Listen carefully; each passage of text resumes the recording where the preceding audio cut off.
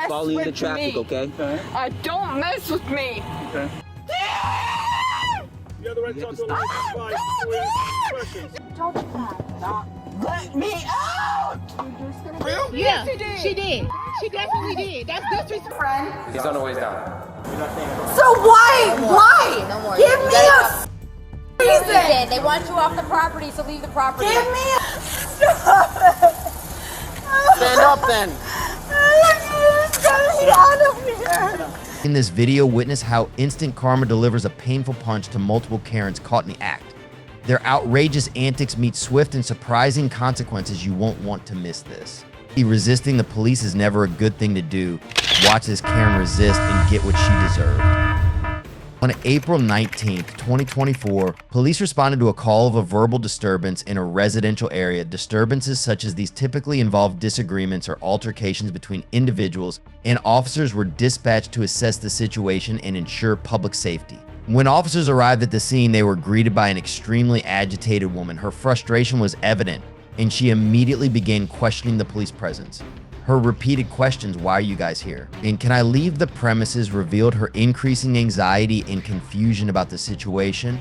The officers explained that they were investigating a reported disturbance. The woman, clearly upset, challenged their authority and questioned the legitimacy of their investigation. Her request to leave the scene was met with a stern response from officers who informed her that they were investigating and that she could not leave at that time. Okay, as far as what? So I'm being abused, but yet I'm gonna get taken away. We're not saying you're getting taken away. We're trying to find out what happened. May I leave the premises? No. May I leave the premises? No. No. Ma'am. Really? Yeah, we're right now. Really? Yeah. Yes. Yeah. Back up. Ma'am. No. Back up. I'm freaking Back done with up. this crap. How are you? Yeah, I'm done with it. Okay, that's fine. Okay. No, Look. don't mess with me. At one point, the woman was asked to lean into a patrol car for support because she appeared unsteady on her feet. Her response to this request was defiant and skeptical. She accused the officers of making a farce of the situation, which only served to agitate her further. Despite officers attempting to calm her down and explain the situation, she remained uncooperative. The woman repeatedly asked to see the officers' body cameras, questioning their presence and insisting that they were recording her. She seemed to believe that the entire incident was being used for show, rather than as a genuine attempt to de-escalate the chaos. Her insistence on looking at the cameras and alleging misconduct reflected her growing frustration and distrust of the officers. Mess Following with the traffic, me. okay? Don't mess with me. Okay. Don't mess with Speeding right now. Mr. Stop. Yeah. Stop. Cause guess what? Stop. You gotta read my rights. And to have him Down. if you cannot afford a lawyer, what will you question? He's trying to read through your rights. Amidst this chaos, the officers attempted to read the woman her rights. The woman's agitation did not subside, and she repeatedly interrupted them, demanding to know if they were actually reading her rights. This moment highlights an important aspect of police encounters: the importance of informing people of their rights. Even when emotions are running high, during the encounter, it became apparent that the woman had suffered a serious cut to her hand. The officers noted the injury and attempted to provide medical assistance. However, the woman's refusal to cooperate and her erratic behavior complicated the situation. Her physical and emotional distress was evident, but her refusal to accept help or follow directions created additional challenges for the officers. Yeah. Speeding right now. Mr. Stop. Yeah. Mr. You gonna read me my rights? You have the right to talk to a licensed spy before we ask questions. You have the right to talk to a licensed spy before we ask questions. I'm not going to go back on my word, but I need you to At one point, the woman requested that a report be filed on the incident, expressing a desire to document her grievances. This request, while demonstrating a desire to document her story, also highlighted her ongoing struggle to come to terms with the situation. The officers assured her that they would document the incident and gave her the opportunity to file a report, demonstrating their commitment to addressing her concerns. She was charged with disorderly intoxication, resisting a peace officer, under Florida statute, specifically section 856.011. This involves a person being intoxicated and behaving in a manner that disrupts the peace or safety of others. The law considers conduct such as disorderly conduct, threatening or violent actions, and creating a public nuisance while under the influence of alcohol or drugs. Her uncontrolled speech and unsteady posture are evidence that she violated this framework. She faced up to 60 days in jail and a fine of up to $500. Resisting a peace officer is stated in Florida Statutes Chapter 843.02. This statute addresses the crime of resisting an officer, with or without violence. Resisting with violence involves actively opposing or obstructing an officer using force, while resisting without violence refers to non-violent obstruction. Karen's behavior, including her attempts to resist handcuffing and obstruct the arrest process, fits within this legal framework. The statute categorizes these actions as crimes that disrupt law enforcement procedures. All right, let's move to this next case where things might get even messier. On April 10, 2024, police responded to a call at a high-end hotel in Florida about a woman who had allegedly tried to break in and wouldn't leave. The footage was taken of a woman who, by all accounts, caused quite a disturbance. Despite having a regular bracelet that would have identified her as a guest, her behavior caused a significant disturbance, prompting staff to call the authorities. When police arrived, the woman's actions quickly became the focus of the situation. The woman was identified as Julia Rajan Moorhead. Initially, the officers simply attempted to verify her identity and handled the situation calmly. They approached her with the intention of de-escalating the situation. However, the woman's response was completely uncooperative. What's up, buddy? In here, proper grip, just being there. She fell down a couple times, but she's back here. Not do that. You to find out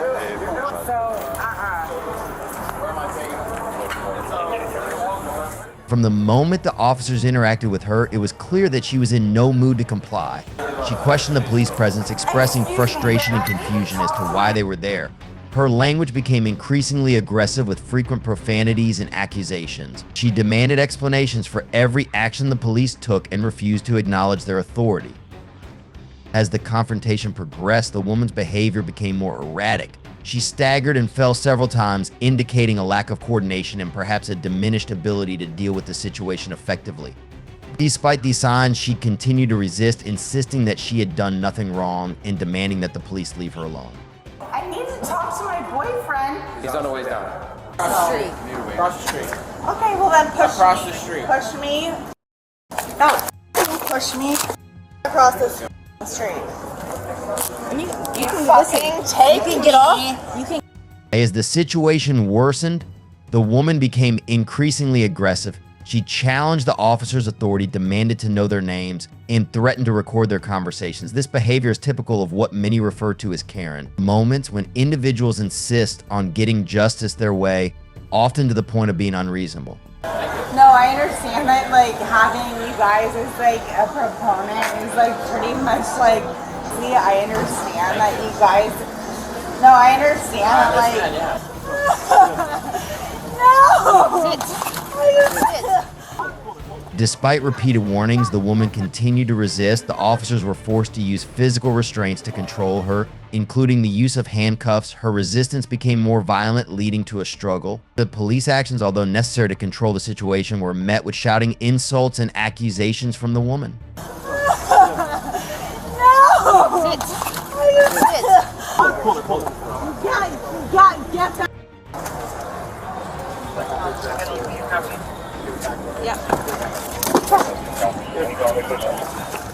Eventually, the officers were able to place her in a police vehicle. Throughout this process, the woman's behavior remained defiant. She continued to scream and resist, even as she was being taken away. The footage captures a raw and unedited view of how tensions can escalate quickly when individuals refuse to comply with authority and engage in confrontational behavior. And Moorhead was charged with assaulting a police officer, resisting arrest, trespassing, criminal damage, and being intoxicated, to which she pleaded not guilty. No, you missed it.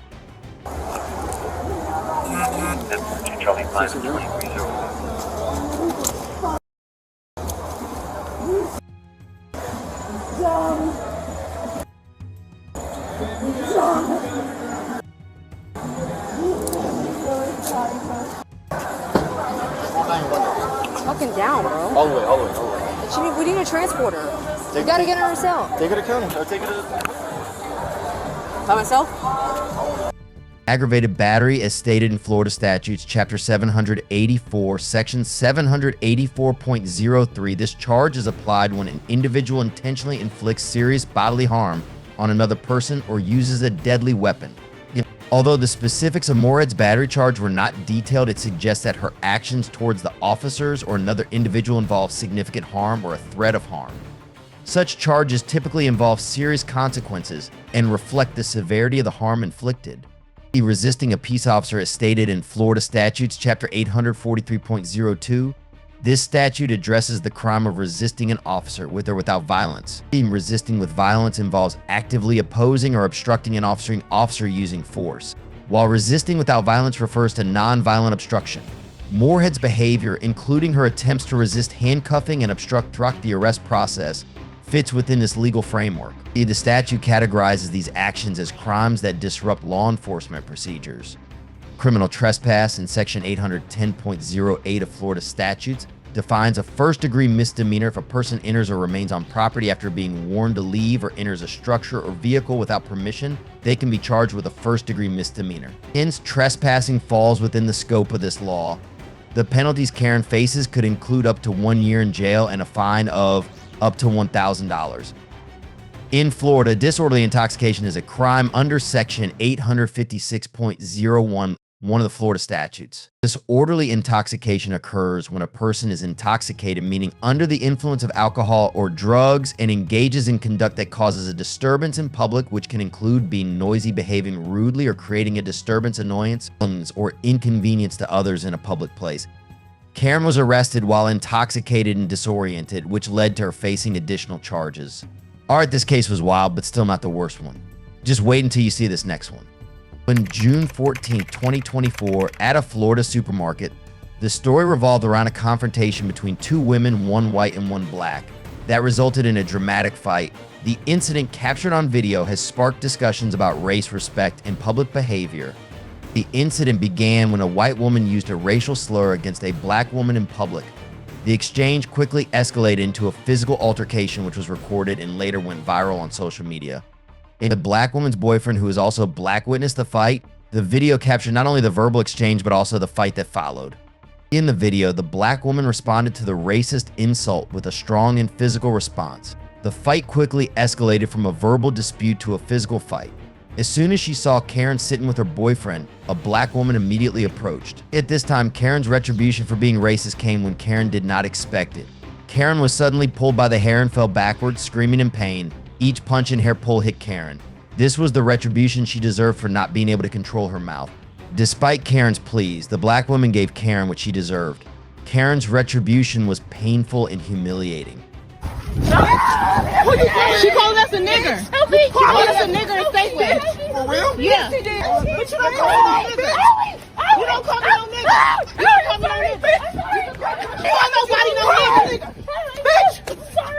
No, you're not sorry, bitch. Karen's boyfriend played a notable role in the incident. His presence at the scene added to the emotional intensity of the situation.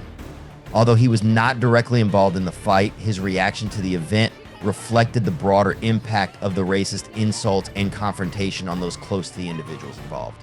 Given the circumstances, both Karen and the two black women were in violation of the law. Under the Public Disorderly Conduct Act, which is generally found in chapter 877.03 of the Florida statutes, public disorderly conduct is defined as conduct that disrupts or causes a public disturbance. These can include fighting, yelling, causing a disturbance, or disturbing the peace in public areas such as parks, streets, bars, and other public places.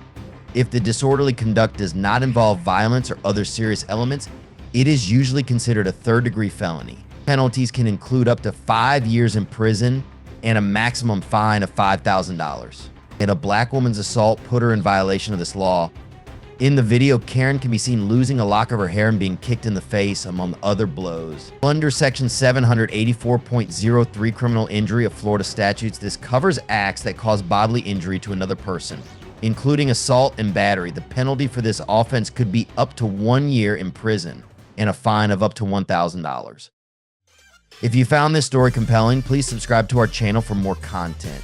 Share your thoughts in the comments below and let us know how you would handle a similar situation. Your voice matters in the fight against injustice.